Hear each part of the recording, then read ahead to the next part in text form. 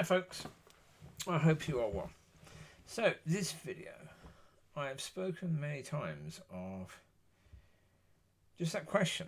Well, because years ago, about whether I'd have a wife in the future going forward.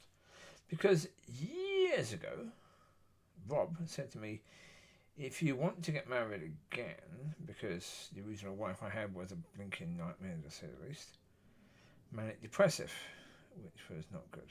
It wasn't something that God had put together. Well, if he had, then we will get back together at some point. I don't think that's going to happen. So, well, it's already been over 20 years, so I don't think we're going to get back together somehow.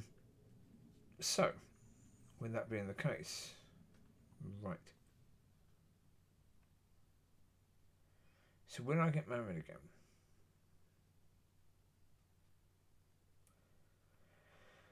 yeah.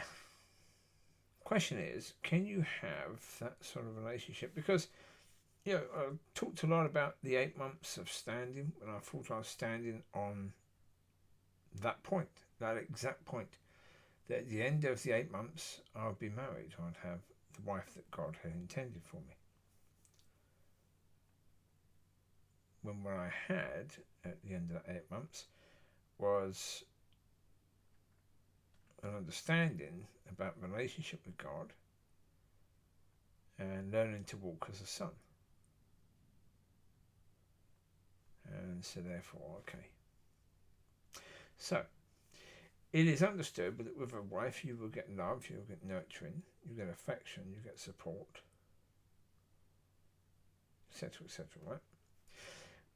All of that, apart from the etc., etc., but the love, the nurturing, yes, oh, absolutely. Has God been nurturing towards me? Yes. Absolutely. There's no doubt about that.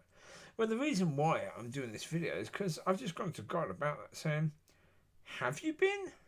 I don't know what nurturing means, so I looked it up. And when I looked it up, spot on. Has God been nurturing? Absolutely, yes. Help or encouragement the development of? Yeah. Care for and protect while they are growing? Yeah. Yeah. Yeah. So nurturing, Father is most definitely nurturing. Most definitely. Oh yeah. Yeah.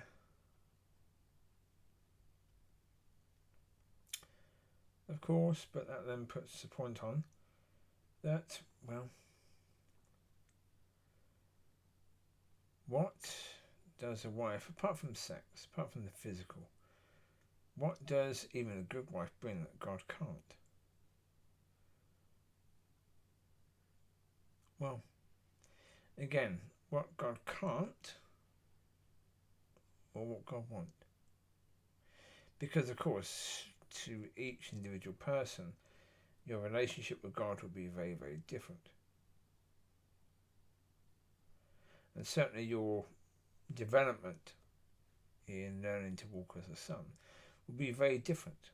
And that's what I say. I can't say to people, and I would never blink and do so, look at the pattern of my walk and do likewise. The way the church has done. Copy paste. No, don't. You can't. You can only copy paste if you're me. And actually, you can only really copy paste if you're me in that situation I was at that time. Otherwise, you can't copy paste. You can learn from certain points of it, and if God is putting you through something similar, you can say, oh, okay, well, he went through that. So you can learn from it. You can gain stuff from the knowledge of what I went through, but it ain't going to be what you're going to go through. What you're going to go through is going to be very personal towards you. I'm watching some on YouTube about relationships and stuff. And there was one beautiful woman, stunning lady, who was saying she did all these things for her boyfriend, way and above what most men would expect or would think would be lovely for their girlfriend or wife to do. And the boyfriend didn't like it. The boyfriend basically said, yeah, he doesn't want a woman doing that. Yeah. And he split up with her after a while because he said that they weren't compatible. And in that video, I just wrote a comment which is very, very true but relevant to this point. If you are a woman with a man, boyfriend or husband, you are not dating or married to men. You are dating or married to a man, an individual man, and unless you treat that situation with that man as a very personal thing and you make it about him rather than about men, your relationship is going to struggle. Because yes, you can generalize, you can have a look and say, well, generalizations, majority of men would like their woman to do this. So if I do this, it's going to make my man happy. No, it's not, because he's not the majority. He is him. And, get to know him, get to know what he likes, because then you're making it about him. And he will appreciate that. And that's what God's going to do with us. He's going to make it personal, because if God just generalizes and says, well, basically humans are like this, most humans are like that, so if I just do that, that's going to work. It's not personal, is it? It has to be personal. And so, yeah, that's why I've always been very, very adamant. I cannot tell you how to do it. I can't. I can simply tell you that it's between you and God. It's going to be personal. But, developing your relationship with God now, understanding that you're supposed to go through Yeshua to Father, doing that, understanding that you are a son, and asking Father to help you to learn to walk as a son, are very important keys in order to open up all the rest. But all the rest is going to be very, very personal to you. So yeah, I don't know. I don't know what's going to happen. It's the same as moving. I was recently talking to someone about that point, that that waiting on God for moving, and thankfully, I did something the other day that I replaced my microwave, because the microwave I got when the really good one I had broke, because the microwave stopped working on it. I had to get another one. The other one I got didn't have the exhaust fans, and therefore, steam was a problem in it. So after a while with this other one, I thought, no, let's have a look online and see if I can actually get one with the exhaust fan. See what they are. And I found one in Tesco's, Argos, I think Argos it was. And I think Tesco's has them as well. It's a Samsung one. And very good, far bigger than the other one I had. The one I bought without an exhaust, that cost me about £80. This one with the exhaust, and far bigger, much bigger. It basically works as an oven as well, if you want to use it as an oven. It's got all the things for that. But for me, it was the exhaust fan, and it's a more powerful microwave. So when I got that, I thought, okay, in my kitchen, I've got a very, very small area for a worktop space. For cutting veg and doing whatever, prepping food. And it was getting quite annoying because it was so tiny a space. Because I had the microwave on part of it, then I had the kettle on part of it, the toaster on part of it. I had various other things also on there. And then I realised, actually, I've got cupboards there, and under the cupboards is space where I could actually just put the microwave. So I thought, right, shove the microwave under there, in the corner, which doesn't really get used because it's underneath there. So shove it there, put other things over there, And then I thought, well, actually, what I've done, I just put a few shelves up in the kitchen above the workspace. Then all the things like the tomato sauce and tea and coffee and salt, pepper, all that sort of stuff can go up there. Tins of beans, whatever, all that can go up there. And I thought, sod it, just do that. And so I did that today, just quickly knock something up to put up there. Hopefully it will stay. It's not the most secure. But it's now given me a really proper decent amount of space that I can actually, cut cheese or veg or whatever I need to do, that I can do that there now. I've got a big space now. So that is massively improved.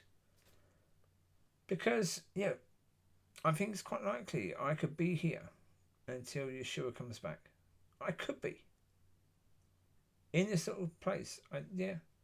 I think it's quite likely I could be here until then. Yeah. So I need to make it more practical. So even putting up a little shelf where, when I say put up a little shelf, what I mean is cutting couple of bits of wood, putting some bits of wood under the two bits to make them basically one bit of wood, one bit of shelf, another bit of shelf is another bit of old fencing, bump there.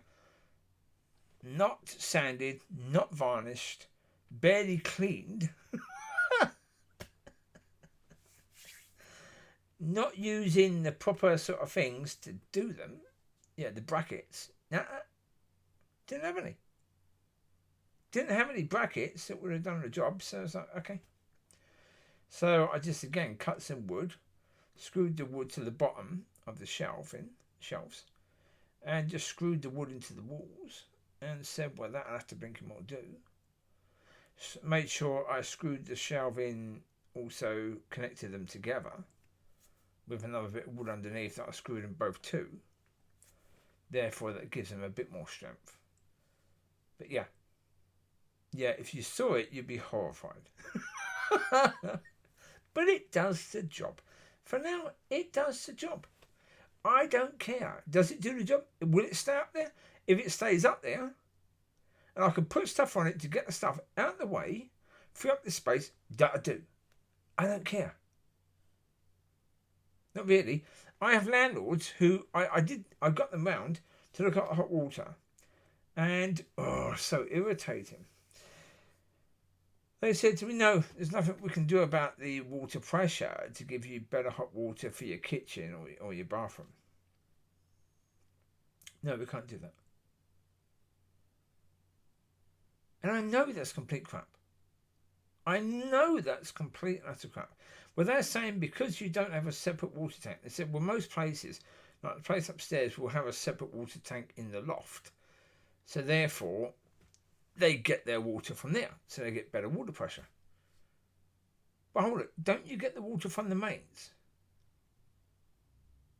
Can't that go through a system that's a bit more economical than the one in the shower?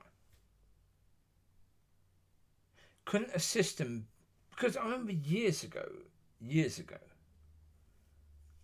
when they had the electric... Well, I'll go back to my auntie. She ran a playgroup. And this was when I was about 7, so nearly 50 years ago now. 49 years ago now. About that. I used to go there. Yeah, because I was in children's homes. And when I spend time with her and her family, she would pick me up, or I'd be with her, but she would take me down to work with her rather than leave me at home on my own. But when it's time to do the washing up, they had over the sink one of those hot water things that had the thin pipe coming straight out and then down, that was piping hot, incredibly bloody hot. Right? Steam sort of thing. And they switched that on. And by the time it come to do the washing up, because they did juice for the kids, and they had to wash the cups up and the plates up for anything else the kids had, like cake or something, By the time that was ready to be done, that hot water was cushy, and it supplied a good load of hot water from that. If they could do that 50 bloody years ago, I'm bloody sure they could do better in places like this. They must be able to. They must. But of course, it's going to cost money, so they're saying no. They can't do anything about it. There's nothing they can do. Well, again, no, there's a lot they can do, but they won't. Okay. So therefore, the shelves in here, I don't care. I don't care. As long as it does its job. It's not about the aesthetic. Yeah. If I had a plush home, I'd get a carpenter in to do it if I wanted shelving. But no, if it's just me putting something together to put a shelf up, I don't care. Ideally speaking, I would have gone down to a hardware place and got some brackets for it. That would make it a lot stronger. That would have done the job better. But okay. It is very much what it is. Yeah, if it stays up, that's good enough for me. It's not got a heck of a lot of weight on it. So therefore, yeah. It's got a couple of tins of baked beans. It's got various other bits, a couple of big jars of coffee. That's it, really. For weight-wise, nothing really. So it should be okay. But as I say, that's good because, yeah. Well, as I say, is that God being, giving and nurturing? I don't know. Put it this way, if I had a wife who had everything available that God has, would she give me a better place to live?